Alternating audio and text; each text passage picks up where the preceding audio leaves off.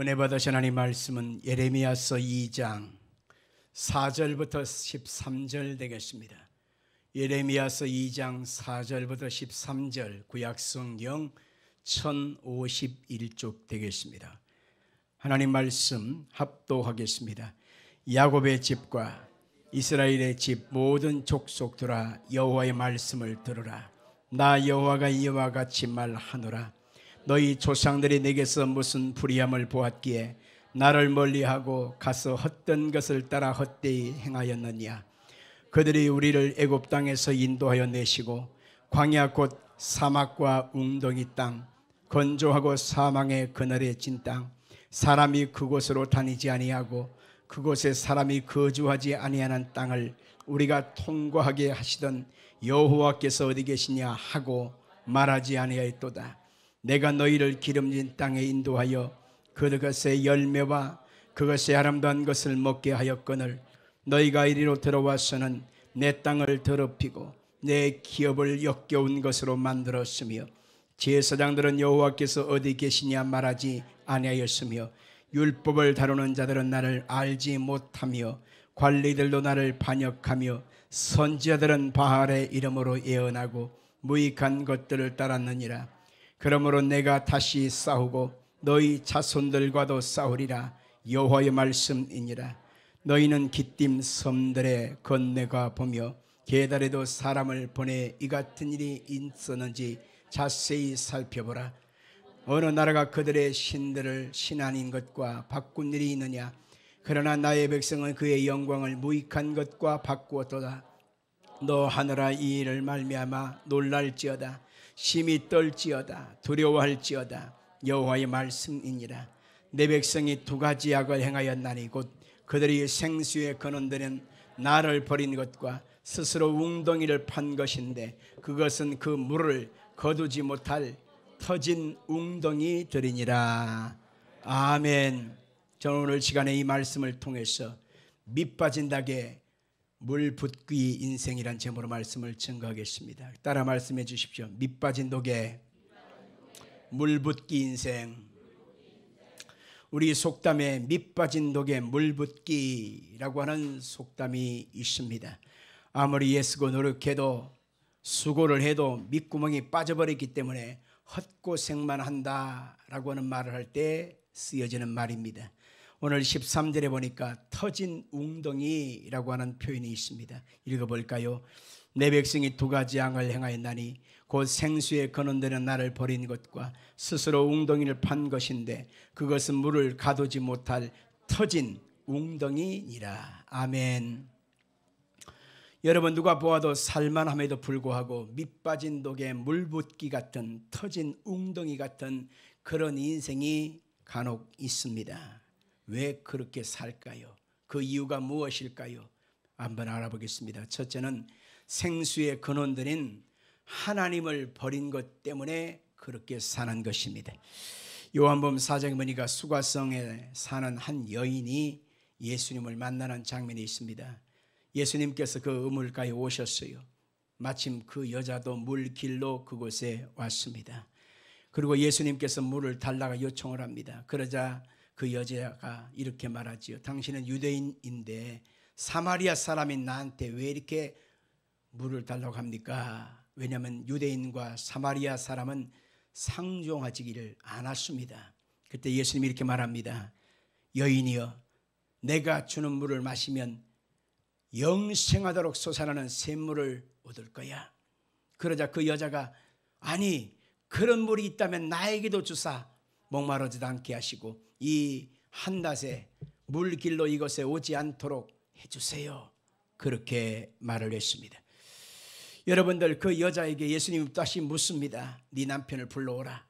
그러자 그 여자가 잠시 머뭇거립니다. 나는 남편이 없는데요. 맞다. 너는 지금 남편 5과 살다가 6번째와 살고 있지. 그러나 지금 있는 남편도 네 남편이 아니다. 이 여자가 지금껏 걸어왔던 모든 것을 다 알고 계신 것입니다. 이 여자가 어떤 인생을 살았는지도 다 알고 있습니다. 이 여자의 지금 현재의 마음의 상태가 어떠한지를 예수님이 다 들여다보고 계시는 것입니다. 너는 지금까지 수많은 인생하고 만나서 결혼하면서 너의 마음의 갈증, 목마름을 해결해 보려고 애를 썼지. 그러나 그 모두 다 허사였어. 아무도 너의 마음의 갈증과 목마름을 해결해 줄 사람은 없어. 그러면서 이 물을 마시면 다시 목마른 것처럼 내가 주는 물을 마셔야만 영생을 얻을 수 있게 된단다. 예수님이 말씀해 주신 것입니다. 사람은 육만 가지고 사는 것이 아닙니다.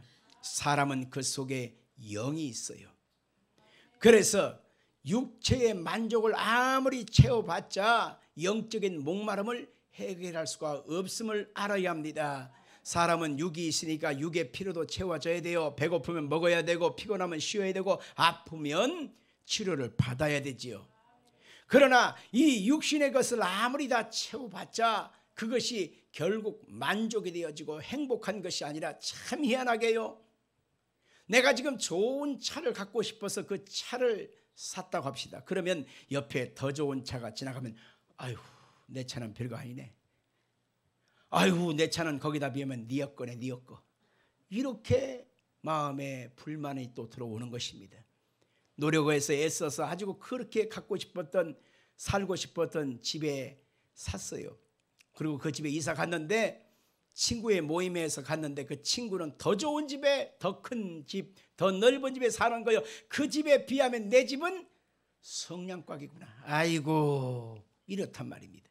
사람은 더 좋은 것, 더 귀한 것, 더 큰 것, 어마어마한 것을 마음에 갈급해하는 그런 마음의 허전함이 늘 있단 말입니다. 그래서 우리 속에 그보다 더 큰 만족인 영혼의 만족이 우리 속에 있어야 되는데 그것은 바로 뭘까요? 하나님을 만나야만 하는 것입니다. 돈 좀 벌고 살만한데 만족이 없는 것은 여러분 남편을 아무리 받고 봤자 그 사람이 그 사람이단 말입니다. 바로 그런 것처럼 우리 인생은 이 세상에 보는 것, 듣는 것, 마시는 것, 냄새 맡는 것, 옷을 거치는 것, 수많은 소욕을 손에 쥐고 두루 감고 살아도 그것이 영원한 만족을 줄 수가 없다 그 얘기인 것입니다. 그 근본 속 심령 속에 하나님의 임재하심이 있어야만 진정으로 만족이 있고 하나님을 신령과 진정으로 예배할 때에 하나님의 그 속에 생명의 역사가 임하게 되는 것을 믿으시길 바랍니다. 미국에 있는 친구 목사님이 한 얘기를 들어보았습니다. 어떤 의사 부부가 한국에서 미국으로 이민을 왔는데 자기 교회에 출석하게 됐다는 것입니다. 남편도 의사요, 부인은 산부인과 의사입니다. 그러니 더 나은 삶과 더 나은 행복과 목표를 가지고 미국에 이민을 와서 한국 사람들과 어울려야 되고 적응을 해야 되니까 본인 섬기는 교회에 나오게 됐다는 것입니다. 처음에는 열심히 신앙생활하고 열심히 예배도 참석하고 그리고 열심히 봉사생활도 하고 얼굴도 익히고 그러면서 나름대로 신앙생활 열심을 보이더라는 것입니다. 하나님의 은혜를 입어서 이제는 병원이 쬐끔했는데 넓혀가기 시작하고 더 큰 병원으로 매입해서 가게 되어지고 환경이 좋아지고 평안함과 여유가 있게 되었단 말입니다. 그런데 거기서부터 문제가 생기더라는 것입니다. 한 주, 두 주 교회를 안 보입니다. 아예 보이는 것보다 안 보이는 것이 더 많아진 겁니다. 그래서 신방을 갔잖아요. 아이 집사님들 어떻게 주일날 자주 안 보여요? 하나님께 나와서 예배하고 하나님을 섬기는 것 잊으면 안 됩니다. 그렇게 얘기를 했습니다. 알고 보니까 매주마다 빠지는 것이 골프 모임 때문에 못 가고 한 번은 등산 모임에 가야 되고 한 번은 낚시 모임에 가야 되고 한 번은 여러 가지 동창회 모임 때문에 안 하고 여러 가지 이유는 다 있지만 하나님께 나오지 않는 그것을 합리화할 뿐이지 여러분들 참 그것은 안타까운 것이었습니다. 그러자 그분이 이렇게 말을 했습니다. 목사님, 내가 전에는 왜 그렇게 열심히 교회를 다녔는지 모르겠어요. 이제는 예수 안 믿어도 살만합니다. 그러니 목사님 다시는 우리 집에 신방 오시지 마세요. 그러더라는 것입니다. 너무 황당하고 너무 안타까워서 알았습니다. 그러고 나서 이제 쫓겨나듯 너무너무 찜찜하게 그 집을 나오게 됐다는 것이에요. 그런데 얼마지 않아서 그 부부가 너무너무 얼굴이 사색이 돼가지고 목사님께 찾아왔습니다. 어떻게 해야 돼요? 어떻게 해야 돼요? 알고 보니까 병원에 와서 수술을 받는 환자가 그것이 갑자기 의료사고가 터져가지고 죽어버린 것입니다. 사망에 이르게 된 것이죠.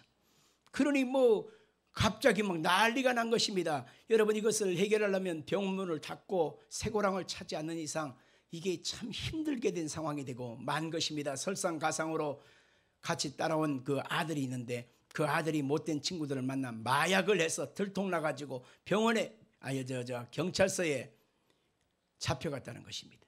설상가상으로 문제가 막 팍팍팍팍 터지는데 걷잡을 수가 없게 됐다라고 하는 얘기를 하더라는 것입니다. 사랑하는 여러분들, 이것이 바로 하나님이 움직이는 세상의 비밀임을 알아야 합니다. 하나님이 은혜를 주실 때는 안 될 것도 됩니다. 힘든 것도 수월하게 갑니다. 얽힌 것도 풀어져요. 그러나 하나님이 손을 떼버리면, 하나님이 손을 거두어 가버리면 인생사 파란만장한 세찬 바람이 내 앞을 그대로 치게 되면 결국 인생살이가 안 풀려요. 힘들고 고달릴 수밖에 없는 것입니다. 사람들은 이것이 바로 어리석음을 알아야 합니다. 다른 것은 다 채웠는데 예수님이 그 속에 없는 사람이 많이 있습니다. 이것이 얼마나 힘들고 얼마나 캄캄한 내일을 예고하는지에 대해서 전혀 예상치 아니한 채 그것을 사람들이 손쉽게 선택하고 마는 것입니다. 하나님을 떠나고 주일 예배까지 빼먹은 인생, 그것은 바로 밑빠진 독에 물 붓기 인생과 같은 것입니다. 어떤 성도님이 자기 남편이 아직 믿음이 들어가기 전이다 보니까 주일날 모처럼 만에 쉬는 날 나도 좀 쉽시다, 그래가지고는 낚싯대를 사서 집에 갖고 왔다는 것입니다. 그래서 그 낚싯대를 가지고서 언제 낚시를 가느냐, 주일날 어기고 주일날 간다는 것입니다. 그러자 그 부인이 긋고 말리면서 여보 당신 여기까지 어떻게 왔는데, 당신 주일 성수 빼먹고 낚시터에 가잖아. 그러면 어떻게 되는 줄 알아? 밑빠진 덕에 물 붓기 인생이야. 당신 또 옛날로 돌아가고 싶어? 또 고생하고 싶어? 그러자 그 남편이 그 말을 가만히 생각하다만 마음에 그것을 받아들이는 것입니다. 낚시대를 내려놓고 도수장에 끌려가는 소처럼 그냥 끌려서 얼려서 교회 와서 예배를 드리는데 얼굴이 편치 못해요. 그랬거나 저랬거나 하나님께 나와서 예배 드리는 이 자리, 이게 복된 자리인 것입니다. 나중에 믿음 없던 그 양반이 믿음이 들어가서 나중에는 하나님을 잘 섬기는 자가 되고 교회의 장로님이 되었다고 하는 그런 일화를 읽어보았습니다. 따라 말씀해 주시기 바랍니다. 주일날 빠지면 터진 웅덩이 같은 인생이다. 주일날 예배 빠지면 밑빠진 독에 물붓기 인생이다. 둘째로 누가 보아도 살만함에도 불구하고 밑빠진 인생 살아가는 이유가 뭘까요? 그것은 하나님 없이 스스로 웅덩이를 파겠다고 하는 무지함 때문에 그런 것입니다. 오늘 보면 2장 13절 말씀 읽겠습니다. 내 백성이 두 가지 악을 행하였는데 곧 생수의 근원들은 나를 버린 것과 스스로 웅덩이를 판 것이라. 그러나 그것은 물을 저축하지 못할 터진 웅덩이니라. 아멘. 스스로 웅덩이를 팠다라고 하는 말이 중요한 것입니다. 하나님 없이도 내 스스로 살겠다. 하나님 안 믿어도 내 스스로 살아갈 수 있어. 하나님께 의지하지 않아도 나는 가진 것이 많아. 이렇게 자만하는 교만함을 갖고 있는 모습과 같은 것입니다. 옛날에는 웅덩이를 많이 만들어서 물을 가둬야 했습니다.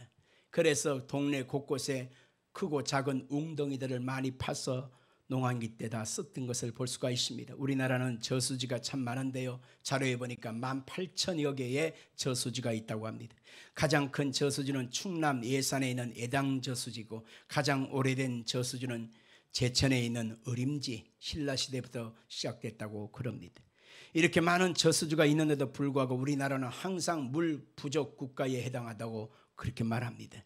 사람이 아무리 저수지를 만들고 웅덩이를 만들어도 물이 있어야 그것이 효과를 발휘할 수 있지 않습니까? 물을 만들고 비를 주시는 분이 누구요? 하나님인 것입니다. 사람은 둑을 쌓고 저수지도 만들고 댐도 만들 수 있어요. 그러나 그 저수지 안에, 웅덩이 안에 뭐가 있어야 돼요? 물이 있어야 되는데 이 물은 하늘에서 온다고 하는 사실을 알아야만 하는 것입니다. 내가 열심을 내고 노력하고 땀을 흘릴 수는 있지만 그것에 대한 만족, 그것에 대한 결과를 누가 이루시느냐? 하나님이 하신다는 사실입니다. 그런데 그것을 잊어버리면 얼마나 어리석은 결과를 초래하는지 모르겠습니다. 실제적으로 칠레의 축구장 10개 크기의 템파노스 호수라고 하는 그 호수가 있는데 이 호수는 빙하가 녹으면서 자연적으로 생긴 자연 호수였습니다.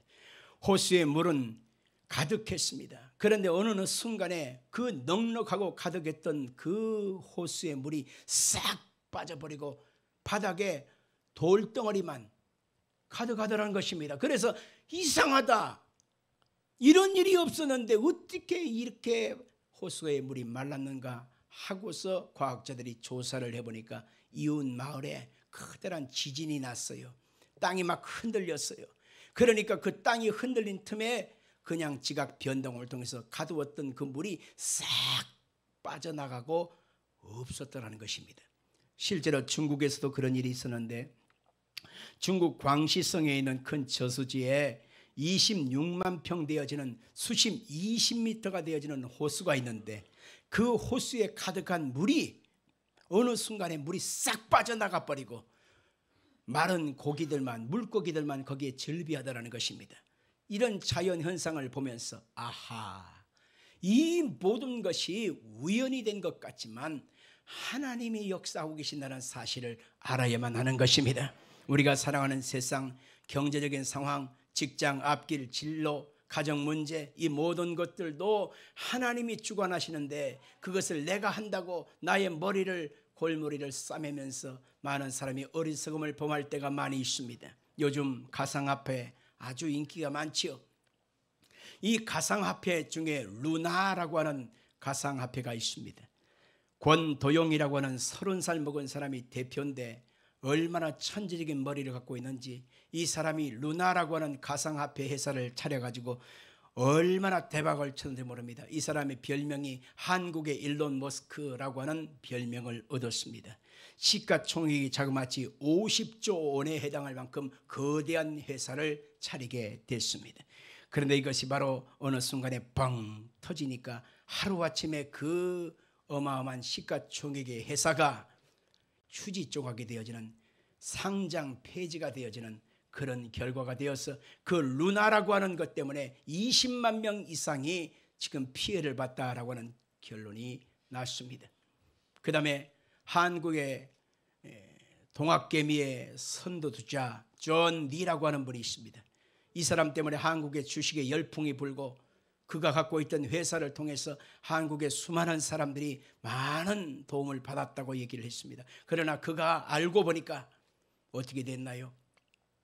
그 사람이 편법을 쓰고 회사 돈을 몰래 빼서 자기의 주머니를 채우고 거짓으로 뭔가의 작업을 해서 회사가 그냥 흔들리게 되었고 그 사람이 그것이 발각되어서 금감원의 조사를 받고 그 사람이 이제 어려움을 당하니까 대표 자리에서 사임을 하게 되어지고 또 엊그저께 뉴스에 보니까 직원 중에 또 사고가 터져갖고 7억 원이 그냥 몰래 또 빠져나가고 그래서 그 자체 회사 자체가 완전히 흔들리고 어려움을 당한다는 그런 얘기를 들어보았습니다. 여러분들, 우리가 살아가는 세상 속에 이와 같은 일이 비일비재하게 일어납니다. 그 이유는 바로 뭘까요? 자기 스스로 웅덩이를 파려고 하나님을 제껴버리고 하나님을 없이 하는 그런 결과, 바로 그것입니다. 성경은 이렇게 말합니다. 잠언서 3장 5절 이하를 같이 읽겠습니다. 너는 마음을 다하여 여호와를 신뢰하고 내 명철을 의지하지 말라. 너는 범사의 그를 인정하라. 그리하면 내 길을 지도하시리라. 스스로 지혜롭게 여기지 말지어다. 여호와를 경외하며 악을 떠날지어다. 여기 위해서 자세히 보세요. 여기에서 악을 떠날지어다 이렇게 말하는데 악이 뭐예요? 여기서 말하는 악은 뭐냐면 하나님을 경외하지 않는 것이 악이다, 그 얘기인 것입니다. 내 스스로 지혜롭게 여기지 말고 하나님 앞에 나의 어리석음을 고백해야 합니다. 하나님, 나는 아이입니다. 어려서 알지 못합니다. 주님, 나는 무지한 자입니다. 내 힘으로는 무력합니다. 하나님의 은혜 없이는 나는 한순간도 살 수가 없습니다. 하나님, 나를 이끌어 가시옵소서. 나를 지도해 주시옵소서. 나를 이끌어 가시고 나를 인도해 주옵소서. 끊임없이 하나님을 경외하고 의지하고 나아가게 되면 인생사 목마름 속에서 우리 인생은 승리하며 살아갈 수가 있는 것입니다. 어떤 통계에 보니까 전국에서 은퇴 이후에 가장 살고 싶은 곳 어디입니까? 물어보니까는 은퇴 이후에 가장 살고 싶은 곳이 제주도 1등, 2등은 속초, 3등은 양평입니다. 왜 그러냐? 공기가 좋잖아요. 두 번째는 물이 넉넉하잖아요. 그래서 마음의 여유를 가지고 살 수 있을 것 같아요 라고 사람들이 선호하는 곳입니다. 우리도 마찬가지입니다. 여름 휴가를 보낸다면 어디로 가고 싶습니까? 그러자 대부분 많은 사람들이 강원도 바닷가, 저라도 그럴 것 같아요. 그런데 그 바닷가에 가서 나름대로 행복한 시간을 보내서 여유가 있는 것 같지만 가면서 길이 막히고 오면서 길이 막히고 바가지 요금에 힘들고, 솔직히 말하면 얻어진 거 별거 없고 힘든 것은 더 많아요. 왜? 돈은 돈대로 써가면서 마음의 스트레스가 더 많이 쌓이지 않습니까? 동해안이, 바닷가가 우리 인생 속에 생수를 제공하지는 않습니다. 피서가 하나님께서 주시는 영혼의 목마름을 대체할 수는 없는 것입니다. 오직 예수님만이 영혼의 목마름을 해결할 수 있다는 사실을 기억하십시오. 예수님과 함께 사는 것, 예수님과 함께 날마다 그 기쁨과 은혜 속에 사는 것, 그것이 결국 내 영혼의 목마름을 해결할 수가 있단 말입니다. 지금보다 10배나 더 많이 가지고 쥐고 흔들고 산다 할지라도 실상은 더 많이 가진 자들을 보면서 나는 늘 마음에 비참해지는 것을 느끼게 되는 것입니다. 그것은 아직도 내 영혼의 목마름의 해결자이신 예수님이 없다고 하는 것을 의미하는 것입니다. 이 세상, 이 땅에 있는 수많은 사람이 가지고 있지 않은 그것, 바로 예수님이 우리 속에 있다면 그 예수님 때문에 오늘 간장에다가 밥을 비벼 먹어도 아멘 할 수 있습니다. 라면 하나를 먹으면서 한 끼를 때워도 아멘 할 수 있습니다. 서늘한 방에 내 몸은 누인다 할지라도 하나님 감사해요 할 수 있습니다. 왜냐하면 예수님이 계신 그곳에는 천국이기 때문에 그런 것입니다. 할렐루야. 셋째로, 살만함에도 불구하고 밑빠진 인생을 사는 인생, 그 이유가 뭐냐? 그것은 11조 생활을 하지 않는 바로 그것 때문인 것입니다. 같이 해봅시다. 11조 생활을 하지 않는 것이 밑빠진 독에 물붓기 인생이다. 아멘. 이 자리에는 11조를 못하는 분들이 있기 때문에 힘든 말씀으로 들려질 수는 있을 것입니다. 그러나 하나님 말씀이기 때문에 한번 꼭 들어주셨으면 좋겠습니다. 말라기서 3장 8절로 12절입니다. 같이 읽겠습니다. 사람이 어찌 하나님의 것을 도둑질하겠느냐? 그러나 너희는 나의 것을 도둑질하고도 말하기를 우리가 어떻게 주의 것을 도둑질하였나이까 하는도다. 이는 곧 11조와 봉헌물이라.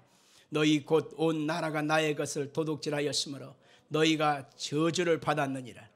만군의 여호와가 이르노라. 너희의 온전한 11조를 창고에 들여 나의 집에 양식이 있게 하고 그것으로 나를 시험하여 내가 하늘문을 열고 너희에게 복을 쌓을 것이 없도록 붙지 아니하나 보라. 만군의 여호와가 이르노라. 내가 너희를 이어 메뚜기를 금하여 너희 토지 소산을 먹어 없애지 못하게 하며 너희 밭에 포도나무 열매가 기한절에 떨어지지 않게 하리니 너희 땅이 아름다워짐으로 모든 이방인들이 너희를 복되다 하리라. 만군의 여호와의 말이니라. 아멘. 하나님의 집에 양식 있게 하고 온전한 11조를 드림으로 말미암아 하나님께서 내 인생을 책임져 주고 가정을 책임져 주고 직장, 사업장, 앞길, 진로 모든 문제를 책임져 주신다. 할렐루야. 그리고 하나님이 쌓을 것이 없도록 부어주시겠다. 그리고 돈 나가는 구멍을 막아주시겠다. 그렇게 성경에 말하고 있습니다. 어떤 분이 저한테 상담을 하는 것입니다. 목사님, 저는 정말 놀지 않고 열심히 삽니다. 열심히 살아보려고 애를 씁니다. 그래서 월급을 받은데요, 월급을 받으면 그 다음날 다 사라지고 없습니다. 그래서 나는 11조 드릴 여유가 없습니다. 그렇게 말을 합니다.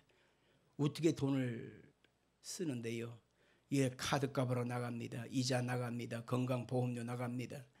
그리고 빌린 것 다 갚아야 되지요. 그러고 나면 진짜 차비도 없어요. 그래서 내 삶이 늘 어려우니까 또 카드를 긁고 빌려서 쓰고 늘 그것이 반복되고 살아갑니다. 그러니 여유가 전혀 없어요. 이렇게 말할 때에 제가 그에게 말을 했습니다. 11조라고 하는 것은 이것저것 이거 다 쓰기 전에 먼저 하나님께 뛰는 것입니다. 그런데 하나님을 제일 뒤로 하고 나니까 다른 거 다 쓰고 나니까 먹을 게 없지요. 쓸 것도 없지요. 항상 떨어지면 낙동강, 떨어지면 낙동강. 항상 그렇게 사는 것입니다. 한번 물질 쓰임의 패턴을 완전히 바꿔보셔야 되겠습니다. 그렇게 권면해 드린 적이 있습니다. 잠언서 3장 9절에도 똑같은 얘기를 하고 있는데 한번 읽어볼까요? 내 재물과 내 소산물의 처음 익은 열매로 여호와를 공경하라. 그리하면 내 창고가 가득히 차고 내 포도주 틀에 새 포도즙이 넘치리라. 내 재물과 내 소산물의 처음 익은 열매로 여호와를 공경하라. 그렇게 말하고 있습니다. 우리 장병대 장모님이 조그만 그 밭에다가 소일거리로 토마토도 심고 오이도 심고 가지도 심고 뭐 감자도 심고 막 있는 대로 갔다가 막 취미가 있어요. 그런데 어느 날 그것을 가지고 와요. 농사를 할 때에 뭐 비료도 주고 농약도 하고 나름대로 많이 해야 되는데 제대로 된 어떤 그 상품화가 안 되지요. 그걸 자연산이니까 무공연하니까 그러니까 조금 삐뚤어져 있고 조금 이렇게 안 이뻐요. 그래도 상관없어요 하면서 뭐라 그러냐, 목사님 이거 천년입니다 갖고 와요. 그래서 잠언서 3장 9절과 10절 오늘 본문을 가지고 저는 축복해 줍니다. 내 재물과 내 소산물의 처음 익은 열매로 여호와를 공경하는 장병대 장로에게 복을 주시옵소서. 창고가 가득히 차게 하시고 새 포도즙에 그 즙들이 넘치게 하옵소서. 여기에 물질만 드린 것이 아니라 소산물의 처음 익은 열매도 하나님 것이라는 것입니다. 하나님 것으로 인정할 수 있는 그 믿음이 결국 가난에서 벗어나게 하는 것입니다. 저는 우리 성도들이 매 순간순간마다 11조의 언약의 복을 받아서 여러분의 인생이 내일은 오늘보다 더 좋아지길 바랍니다. 다음 달은 이번 달보다 더 좋아졌으면 좋겠고 내년은 올해보다 더 부자 됐으면 좋겠습니다. 여러분이 임대에 사는 것이 아니라 이제는 내 집 갖는 축복도 있기를 바라고 넓혀가는 축복도 있기를 주 이름으로 축원합니다. 왜냐하면 그것이 하나님의 뜻이기 때문이에요. 하나님은 우리가 하나님의 복을 받아서 잘 살기를 원하지, 가난하고 항상 찔찔거리고 흐덕거리고 남한테 빌려 쓰는 그런 인생으로 사는 것, 이게 하나님의 뜻이 아닙니다. 고린도서 8장 9절에 보니까 우리 주 예수 그리스도의 은혜를 너희가 알거니와 그가 부요하신 자라서 가난하게 되시면 그의 가난함을 인하여 따라 말씀해 주십시오. 너희로 나로 부요케 하려 하심이라. 이게 하나님의 뜻이란 말입니다. 우리 햇불 성도들 나와 같이 하나님을 섬기면서 여러분의 인생과 여러분의 가정의 현실 속에 하나님의 약속에 이루어져야 하는 것입니다. 그 복을 받아야 하는 것입니다. 황충을 잡을 수 있는 방법, 돈 나가는 구멍을 막을 수 있는 방법, 11조에 있다는 사실을 결코 잊지 말기를 주 이름으로 축원합니다. 넷째로 누가 보아도 살만함에도 불구하고 밑빠진 인생으로 살아가는 이유가 바로 뭘까요? 따라 말씀해 주시오. 하나님의 나라와 그 일을 항상 소홀히 여기기 때문이다. 아멘 합시다. 하나님의 나라와 하나님의 의를 먼저 구하라고 성경은 말하고 있는데 하나님의 나라와 의를 항상 무가치하게 생각합니다. 하나님의 나라와 그 의를 항상 부실하게 생각합니다. 하나님의 나라와 그 의를 항상 소홀히 여기고 하찮게 생각합니다. 하나님의 일인데 하나님의 나라인데 그것을 소홀히 여기니 하나님께서 보시고 나는 너한테 복을 못 주겠다 이렇게 하고 말한 것입니다. 그 예를 한번 찾아볼까요? 학개서 1장 5절로 7절입니다. 읽어보십시다. 그러므로 이제 만군의 여호와가 이같이 말하노니 너희는 너희의 행위를 살필지니라. 너희가 많이 뿌릴지라도 수확이 적으며 먹을지라도 배부르지 못하며 마실지라도 흡족하지 못하며 입어도 따뜻하지 못하며 일꾼이 삭슬 받아도 그것을 구멍 뚫어진 전대에 넣음이 되느니라. 만군의 여호와가 말하노니 너희는 자기의 행위를 살필지니라. 일꾼이 열심히 일을 해서 우리의 삶의 현장에 수확을 많이 얻고자 애를 씁니다. 많이 먹고자 합니다. 배부르고 싶습니다. 그러나 흡족하지 않고 따뜻하지 않고 일꾼이 삭슬을 받아도 그것을 전대에 넣는데 내가 얼마나 많이 얻었을까 모아졌을까 하여 전대를 살펴보니까 그 전대에 아무것도 없는 것입니다. 그래서 전대를 뒤집어 보니까 구멍이 뻥 뚫린 거야. 넣으면 뭐해? 다 빠져나가는 걸. 벌면 뭐해? 싹 사라지는 걸. 이게 바로 하나님의 나라와 의에 대해서 무관심한 자의 결과인 것입니다. 오늘 보면 학개서에는 그 이유를 말합니다. 학개서 1장 9절 이하를 같이 읽겠습니다. 너희가 많은 것을 바랐으나 도리어 적었고 너희가 그것을 집으로 가져갔으나 내가 풀어버렸느니라. 나 만군의 여호와가 말하노라. 이것이 무슨 까닭이냐? 내 집은 황폐하였으되 너희는 각각 자기의 집을 짓기 하여 빨랐음이라. 그러므로 너희도 말미암아 하늘은 이슬을 그쳤고 땅은 산물을 그쳤으며 내가 이 땅과 산과 곡물과 새 포도주와 기름과 땅의 모든 소산과 사람과 가축과 손으로 수고하는 모든 일에 한재를 들게 하였느니라. 여러분들, 한재라고 하는 것은 찰 한자에다가 재앙제자입니다. 찬재앙. 그래서 하늘에서 가뭄이 오고 비가 오지 않고 찬바람이 부는 것과 같은 것입니다. 농사가 지금 7월 달이 되면요 얼마나 태양빛이 자결합니까? 가뭄 때가 아니라 장마 때지요. 그런데도 불구하고 하나님께서 역사하셔서 단맛에 수박이나 참외가 나오지요. 그 가운데서 토마토가 나오고 그 가운데서도 자두가 나오고 맛있는 과일이 있지요. 그 가운데서도 여러분들 태양빛의 그 자결함 속에서 그 나달들 벼씨들은 잘 자라고 있지 않습니까? 하나님의 역사가 함께하는 것은 풍성한 수확을 얻는데 하나님께서 한재를 들게 하면 인생의 삶 속에 수고하는 모든 일이 다 어그러지게 되어 있는 것입니다. 그 이유가 바로 뭐냐? 사람들은 자기의 집을 짓기 하여 빨랐다라고 하는 말에 집중해 볼 수가 있는 것입니다. 하나님의 나라와 하나님의 의는 무관심합니다. 오로지 내가 내 것, 내 모든 것을 이루기 위하여 바쁘고 분주하여 살아가는 것입니다. 그러다 보니까 그 속에 하나님의 나라와 의가 이루어질 수가 없는 것입니다. 아니라고 말할 수 있나요? 스스로 한번 점검해 보시기 바랍니다. 여러분이 지금 하나님께 기도하는 그 기도의 몇 퍼센트가 하나님의 나라와 복음과 영혼 구원을 위해서 기도합니까? 알 수 있잖아요.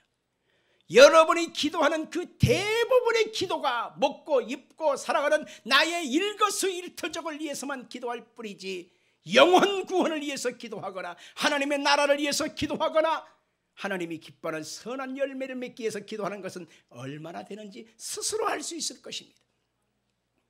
우리 목사님이 기도하는 기도의 제목이 무엇일까? 기도해 드려야 되는데 목사님 무엇을 위해서 기도할까요? 물어보는 사람이 나는 지금까지 한 사람도 내 옆에 없더라고. 교회를 위해서 무엇을 위해서 기도할까요? 목사님 물어보는 사람도 없습니다.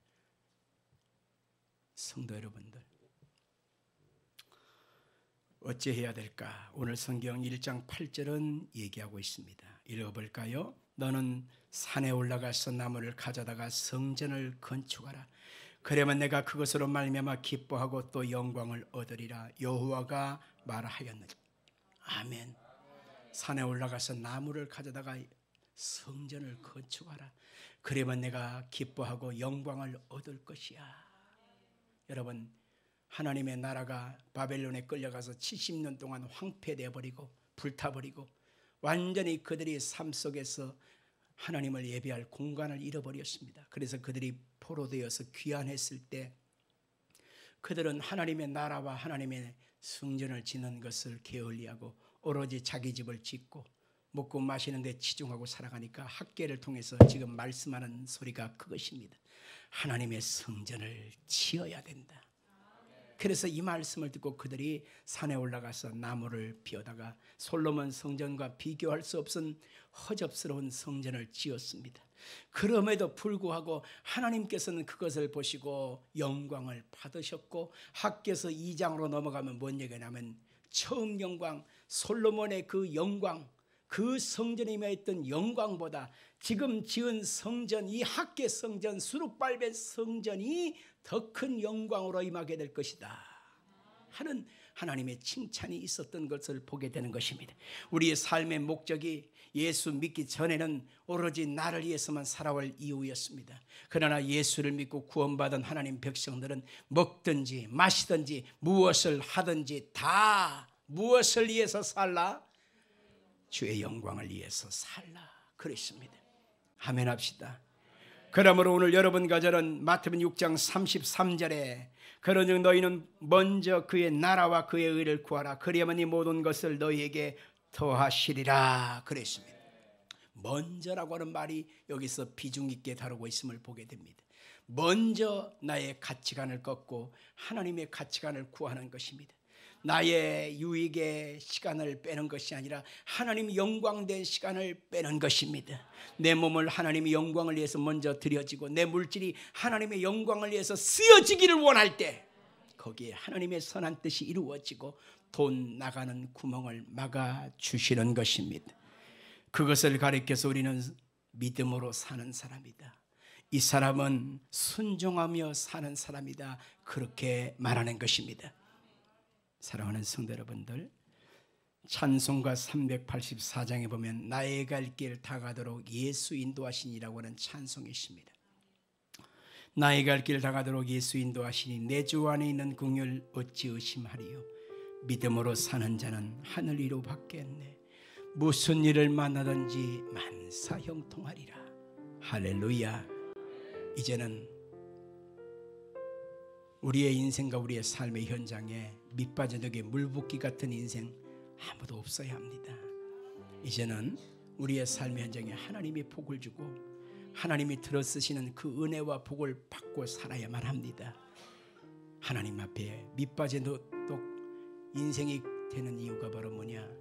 하나님 없이 살아가는 인생입니다. 11조를 제하고 하나님의 나라와 그 의를 항상 소홀히 여기면 그렇게 살 수밖에 없어요. 그러므로 오늘 자리면 여러분과 제가 하나님이 기뻐하는 삶을 살기를 마음에 결단하고 오늘 하루도 주님의 영광을 나타내기를 소망할 때에 하나님의 선한 뜻이 이루어질 줄로 믿습니다.